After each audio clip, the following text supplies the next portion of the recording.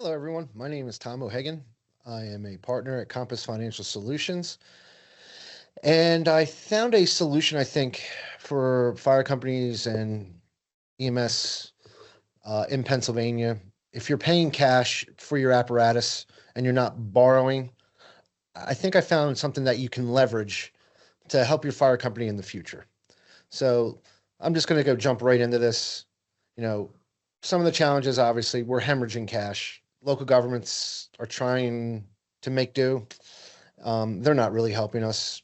There's a lot of towns that don't have a fire tax.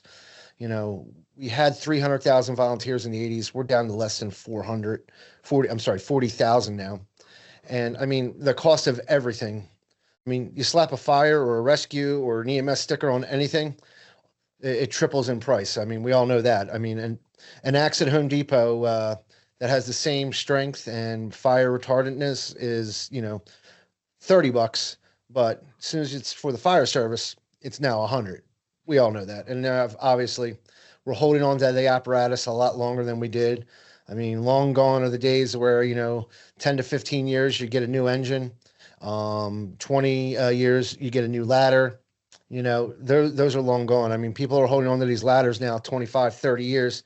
And, like I said, there's a million other things that I can think of that we all know.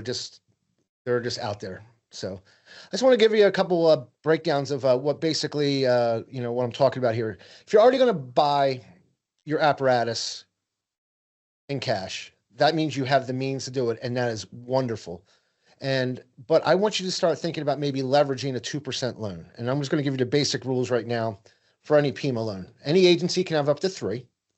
And each category, which is on the next slide, we'll get to, you're allowed to borrow a certain amount. For an example, I'm just using the aerial right now, 461,000 or 50% of the value. So basically, if you bought a $900,000 ladder, which that's long gone, you would basically be able to borrow 450,000. You get my drift on that. So obviously, the max you would pay a month is $2,332.86 a month for 20 years. Basically, you're going to pay over 500,000 with the 2% interest. That's not a bad deal. Here's the rules. Basically, if you go to the PEMA website, it'll show you what you can borrow, the payment terms for the max there. And again, also, if you get apparatus that's built in the state, I believe you can get up to 20% more or 20,000 more. So if I don't remember who's in, Han's gone, long gone. I'm really showing my age there. But I don't know who's in the state anymore. I haven't really looked at that, but that's okay. So again, let's just move on. And my sample case here is a new aerial. And basically, I'm just doing 1.8. This is not a customized. This is, your factory built, quint, basic quint, 1,500 gallon per minute. Don't take the brand for Pierce on there. It was just a custom photo I got, and I just put it in here for you. So your option right now is when you guys buy them in cash, great. $1.8 million after 20 years. What's the trade-in value? Maybe 100K. I mean, I'm looking right here, a tower, 2004 tower and 92,000, and that's if you're lucky. And, that's, we don't know how much use that aerial had. But again, I'm just, you can go to any of these used apparatus sites and you can see the general trend is after 20 years, they're about 100,000, and again, if they're a city piece, they're probably less just because, the cities, they just get used and used and used a lot more than, say a rural fire department, that might get, 6, working fires a year, but again, like a gently used piece of apparatus, you'll get some more obviously, but the foregone conclusion is it's about $100,000 if you bought it in cash. So you spent $1.8 million. You had a great truck for 20 years, and you come back with, 100,000 after you sell it. But you're also probably replacing it and using that $100,000 as the down payment. So, anyways, let me show you my option when we utilize PEMA. So my case here, I'm going to do is You guys are buying that truck for $1.8 million. You're going to use the 1.3 million in cash, and then you're going to take $461,000. You're going to place it into an annuity, and then you're going to, get the loan from PEMA. Also, about 12 weeks to get a PEMA loan processed and settlement. So obviously, if you're putting your down payment on the truck, and it's a 2-year turnaround, we're not going to be talking for at least a year and a half. Or we can, and we can start getting, making money for you on that $461,000. So here's what I'm going to do. I'm going to show you the absolute worst case scenario where we have 20 consecutive down years. The world's burning. Obviously, we'll probably have bigger problems that we're not even thinking about. Fire apparatus, who knows what happened for 20 consecutive down years.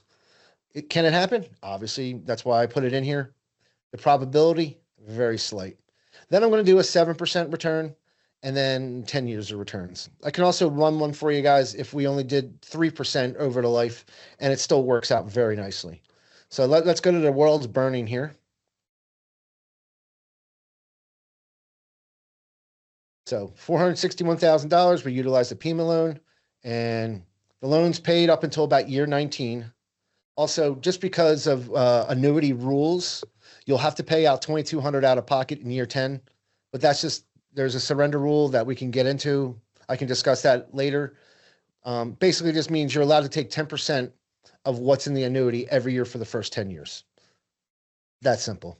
But at the end there, we've ran out of money at $507,000. So year 19, you're paying $22,000 out of pocket. Year 20, you're paying the full $27,000. Again, world comes to an end. We're not really talking about this. So again, look at the returns here, 27,000, 27, see how it is. And then, like I said, like this surrender right here is $25,784, right? And then again, we run out of money in year 19. There's $5,700 that goes towards it, but we paid out $507,462 on an original investment of $461. Again, not the greatest thing in the world, but still, you stretched it out over all those years, and you can plan for that if you wanted to, 50,000 over, 20 years, planning for that. I mean, I hope you would have the money already that for the worst case scenario. Okay, so let's move on here. Let's just get to a better thing here.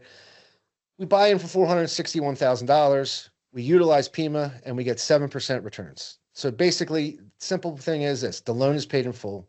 There's no extra out-of-pocket costs, and the leftover at the end of the 20 years at 7% is $744,860. That's a great story. Again, I can run these at 3%, 4%, 5%. They all still work.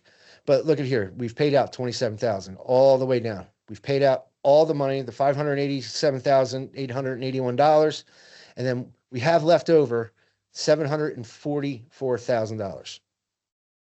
That is not a bad story at all. And again, let's just see what happened the last 10 years, and we put that to the test. For the last 10 years, if we just use those market returns, now obviously they're not going to be 100% the same, but loans paid in full, again, no extra out-of-pocket costs, and the leftover at the end of the 20 years is $1.385 million. I mean, we know in 20 years, that truck that you're going to buy in 20 years, that thing's going to be a $3 million piece of apparatus. We already know that's what's going to happen just because of our industry. So I just want to show you here like how it worked. Look at the years that we had really good years, then we had the bad years. We had zero crediting right there in 2020. That was that year. But see, even the smaller lean years, it works out nice. So at the end, we've paid out $587,000. We have 1.3 million in there.